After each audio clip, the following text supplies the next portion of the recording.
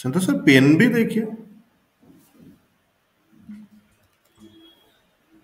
Punjab national Punjab bank. National, हाँ Punjab national bank देखिए अलग जी, मतलब सरकारी बैंकों में एकदम कह लें कि जो भी टर्न अराउंड हुए हैं सबसे लास्ट पायदान पे है ये बैंक, जिसमें कि रिकवरी जो है उस पेस में नहीं है जैसा कि और अदर पेस में, even for that matter UCO bank कह लें या फिर बैंक ऑफ महाराष्ट्र कह लें, जबकि एक समय हुआ करता था ये बैंक सबसे स्टेट बैंक के बाद गिनी जाने वाली बैंक थी, लेकिन अब परफॉर्मेंस के लिहाज से काफ़ी पीछे है। Market is very keen to look at कि कैसे टर्न अराउंड होते हैं, अभी तक नहीं है। मैनेजमेंट डेफिनेटली काफ़ी जो है कॉन्फिडेंट है टू टर्न अराउंड जो है, इसमें बहुत सारे एनपीए को वो कन्वर्ट करने वाले हैं, बोल रहे हैं कि तकरीबन 30-33 हज़ार करोड़ रुपए इनके साथ वापस आ सकते हैं।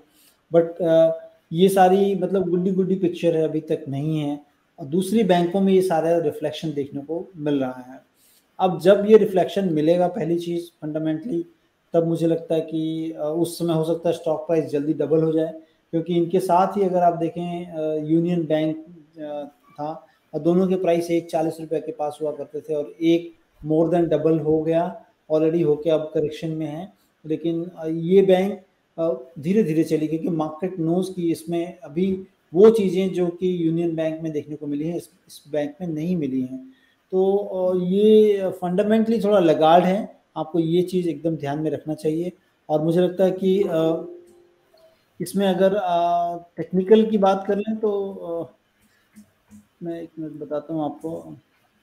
देखिए एक अच्छी तेज़ी के बाद अब करेक्शन है, और सपोर्ट के पास मुझे लग रहा है तो 50 रुपये के नीचे का एक स्टॉप लॉस बना के बने रह सकते हैं। और ये डेफिनेटली आप समझ लें या ध्यान रखें कि सबसे कमज़ोर कड़ी जो अभी तक टर्न अराउंड नहीं हुई है, अगर किसी भी इन्वेस्टर्स के पास है, तो आपको knowing the fact about the company ये जान ज़रूर लें कि इसमें नहीं हुआ, और टर्न अराउंड होगा तब आपने पोजीशन डबल कर लेनी चाहिए, क्योंकि वो जो पीरियड होगा जिसमें ये कि काफ़ी बड़ा तेज़ी आ सकती है, वो इनके शायद 1-2 क्वार्टर के रिजल्ट्स अगर अच्छे आ जाएँ तो आपको मिलेगी, और जल्दी ही तब स्टॉक बढ़ेगा। न कि अभी तो केवल कह लें कि सेक्टर में एक तेज़ी थी, और उस सेक्टर के कारण, जैसे हम कहते हैं एलेक्स जी ना कि अगर समंदर में अगर जो है अगर ज्वार भाटा आता है तो अंदर से मोती भी निकलता है और उसमें से कचरा भी निकल के सामने आ जाता है। तो वही चीज़ है, आई वोंट से कि कचरा है ये एकदम, बट हाँ लगाड़ है, जैसे लीडर एंड लगार्ड्स होते हैं तो लगाड़ टाइप में है, और उसमें बहुत सारी चीज़ें अभी भी मिसिंग हैं। इस चीज़ को समझना काफ़ी ज़रूरी है। जी, तो कई सारी खबरों ने, कई सारे लोगों ने इसको कचरा बनाने की कोशिश तो बहुत करी थी, लेकिन इसकी अपनी किस्मत, अपने सिस्टम, तो सारी चीज़ें तो उतना बुरा तो नहीं है, लेकिन लगार्ड है। सर, अगर 5-7 रुपए मैंने ऊपर खरीदा हुआ है 57 रुपए पे, तो मेरा स्टॉप लॉस 50 रुपए का ठीक है, या कहीं और लगवाएंगे? नहीं, अगर आपने 57 रुपये खरीदा है तो मतलब आपका, आप देख लो परसेंटेज वाइज तो बहुत बड़ा स्टॉप लॉस हो जाता है आपका। आपने और कम लगाना चाहिए, क्योंकि अगर आप स्टॉप लॉस ढूंढ रहे हो इसका मतलब है कि यू आर अ ट्रेडर, और ट्रेडर को इतना बड़ा जो है पैसा नहीं देना चाहिए किसी भी ट्रेड में, otherwise you will be kicked out of the system in a few trades only. क्योंकि अगर आप मान लो कि 7 रुपये अगर करेक्ट हो जाए, और 7 मतलब 14 रुपये के करीब का, 14% के आसपास, 13-14% के करीब का आप जोखिम उठा रहा हो इन अ सिंगल ट्रेड, तो मुझे लगता है कि 3 से 4% से ज़्यादा आपको एक सिंगल ट्रेड में, if your trading, you should not do that.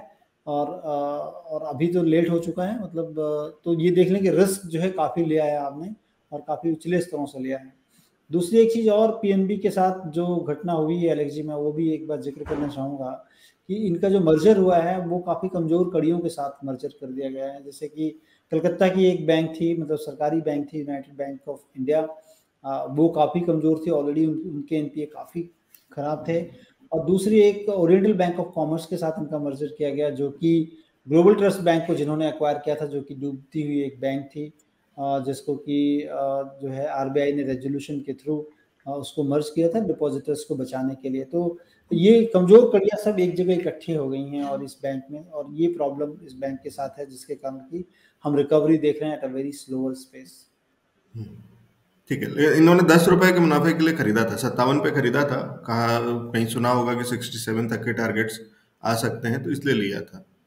देखिए मैं कह रहा हूँ कि अलेक्स जी डेफिनेटली आपने जो भी लिया होगा आपने स्टॉप लॉस ज़रूर डिफाइन करें, क्योंकि 10 रुपए का टारगेट अगर ले रहे हैं और 10 रुपए ही करीब-करीब 8-10 रुपए आपने देख लिया, तो आपने मतलब इक्वली जितना गेन होगा उतना ही स्टॉप लॉस कभी नहीं रखें। आप एटलीस्ट जो है डबल का होना चाहिए। अगर 10 रुपए का है तो मैक्सिमम आपने स्टॉप लॉस 5 रुपए से ज़्यादा देना ही नहीं है। मैं तो वो कहूँगा कि 3 रुपए ही दीजिए। एटलीस्ट आपका 1:3 का ट्रेडिंग मोमेंटम अगर राइड कर रहे हैं तो होना चाहिए। अदरवाइज़ जो है इस तरह के अगर डाउन मूव आते हैं तो उसमें फँसने की काफ़ी संभावना रहती है, जैसा कि आपके निवेशक के साथ हुआ है। तो इस चीज़ का जो मनी मैनेजमेंट है किसी भी ट्रेड में, मैं कहता हूँ एलेक्स जी कि आपको मनी मैनेजमेंट बहुत ही ज़रूरी है। आपके पास कितना भी ज्ञान हो, टेक्निकल का हो, चाहे कह लें कि फंडामेंटल का हो, लेकिन मनी मैनेजमेंट के लिए 80% साइकोलॉजी एंड मनी मैनेजमेंट पे आपको जोर देना चाहिए।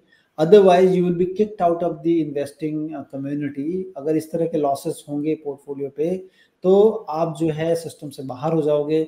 इसलिए सिस्टम में रहने के लिए आपने, जैसे कहते हैं कि अपनी क्रिकेटिंग एनालॉजी में आप कह रहे हैं कि आपने विकेट भी बचानी है, रन भी बनाने हैं, तो आपने विकेट नहीं खोना है और क्रिकेट पे पिच पे बने रहना है। तो लगातार पिच पे बने रहने के लिए स्टॉप लॉसेस या आपने बहुत ज़्यादा रिस्क नहीं लेना है, इस चीज़ को ध्यान रखिए। और इतना बड़ा रिस्क आपने लिया है, मुझे लग रहा है कि अब थोड़ा सा और देखें, there is no other options to do that. But further मतलब इन फर्दरेंस कह लें कि अगर आप जो है दोबारा कभी भी ट्रेड लें तो इस तरह का ज़रूर अख्तियार करें। जी, तो कहने का मतलब ये है संतोष सर ये कह रहे हैं कि, और सरल भाषा में एक बार फिर से दोबारा से बता दूं, वैसे उन्होंने सरल भाषा में बताया, विकेट बचाने का मतलब ये है कि अगर आप मैच में नहीं हैं, अगर आपके सारे खिलाड़ी आउट हो गए हैं, तो आप रन चाह के भी नहीं बना पाएंगे, बॉल्स कितनी भी बाकी रह गई हो, कितने भी ओवर बाकी रह गए हो। तो कहने का मतलब ये कि पहले तो बचे रहना जरूरी है, यानी बाजार में आपका रहना, आपके पास पूंजी होना, आज आपके पास काम करने के लिए पैसा होना चाहिए। अगर वो इरोड हो गया तो फिर आप कल काम कैसे करेंगे बाजार के अंदर में। तो वो एक चीज है कि बाजार में सिस्टम में रहने के लिए आपके पास पैसा बचा और उसको सुरक्षित रखना होगा। वो सेफ्टी होती है, वो एक नेट होता है, हेजिंग वो होती है कि सुरक्षा कैसे, उस सुरक्षा के लिए वो जो बता रहे हैं फॉर्मूला कि आपको रिस्क रिवॉर्ड रेशियो क्या है कि आपका लॉस नीचे कितना आप बेयर कर सकते हैं, जिसे कहते हैं स्टॉप लॉस। और इसी को हम बार बार बहुत सारे अलग अलग लोगों से आप सुनते होंगे कि डिसिप्लिन, बाजार में डिसिप्लिन। तो ये डिसिप्लिन है। डिसिप्लिन का मतलब ये है कि इससे ज्यादा मैं नुकसान नहीं बर्दाश्त करूंगा। तो अगर मैं 100 रुपए पे कोई शेयर ले रहा हूं तो मेरा 90 रुपए का स्टॉप लॉस है। 10 रुपए से ज्यादा नुकसान मुझे बर्दाश्त नहीं करना है। एक चीज वो स्टॉप लॉस हो गया।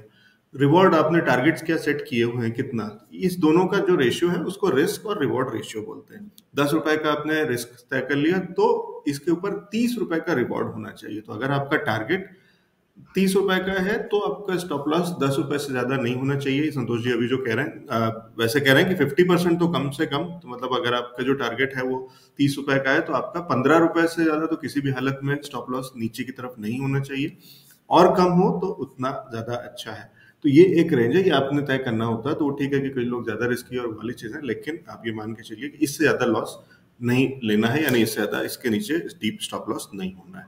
यही कह रहे हैं संतोष सर, ठीक कह रहा हूँ? हाँ जी, बिल्कुल। ठीक। तो ये इसको इसको मनी मैनेजमेंट, इसको जरूर ध्यान रखें।